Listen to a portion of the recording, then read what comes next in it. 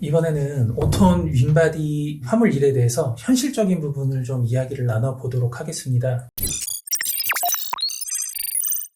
5톤 윙바디 일의 현실적인 부분을 좀 조언해 주신다면 어떤 부분들을 좀 조언해 주실 수 있을까요? 첫 번째로 운수사는 이제 기사님이 일하는 환경을 만들어 드리는 것이고요. 이제 결국 일하는 주체는 기사님이 되시는 거죠.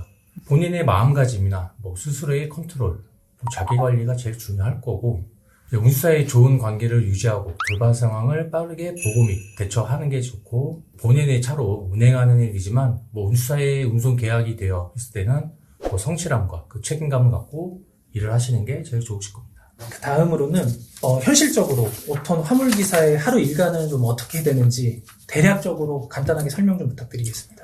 주된 업무는 상하차에서 물건을 싣고 운송하는 업무로 이제 운전만 하면 되시는 일이지만 소형 화물이 아니기 때문에 지게차를 이용한 상하차가 필요하고 물류센터에서 본인 차량만 들어가는 게 아니기 때문에 상하차의 대기 시간이 존재하고 대기 시간을 잘 보내는 것도 제일 중요하죠.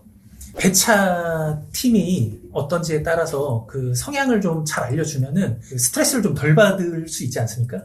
이 현장 상황을 잘 아는 배차 팀과 모르는 배차 팀의 일에 대한 그 업무 차이, 난이도의 차이 이런 게 조금 있을 수 있죠.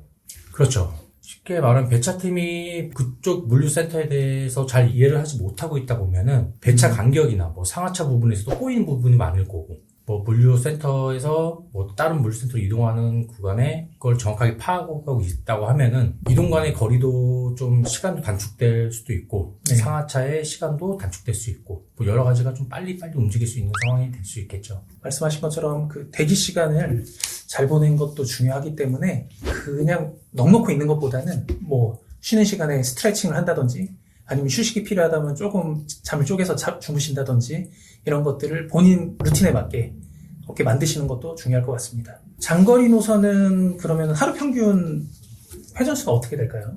거리마다 당연히 차이는 있겠지만 보통적으로는 하루에 2, 3회전 정도 할 거고 단거리 노선 같은 경우는 평균적으로 4에서 5회전 정도 한다고 생각하시면 됩니다. 근데 이거는 평균적인 거지 이렇게 한다고 정확하게는 아닙니다. 알겠습니다. 참고만 하시면 된다는 얘기고요. 또 현실적인 이야기입니다. 5톤 화물차 기사님들이 현실적으로 힘들어하는 부분 요게 제일 궁금하실 거예요, 사실은. 이게 어떤 부분들이 좀 있을까요? 일단 보면 고정 노선이 없을 때 이제 규칙적이지 못한 생활 패턴이 있을 거고 또 생각하지 못한 도로나 상하차지에서 돌발 상황이 생기는 거 실시간 소통 및 피드백이 잘 안 되는 운수사와 일 계약을 했을 때 오는 스트레스 이런 부분들이 보통적이죠. 고정 노선이 없고 쉽게 말하면 콜배차라고 하죠. 콜배차 사무실에서 일하는 분들은 아마 성향에 따라 다르겠지만 스트레스가 분명히 있으실 수 있을 겁니다. 왜냐면은 내가 어떤 노선을 타야 될지 2, 3일 전에 좀 알려주시는 게 보통 대부분이기 때문에 계획을 갖고 일을 하기가 쉽지는 않으시겠죠.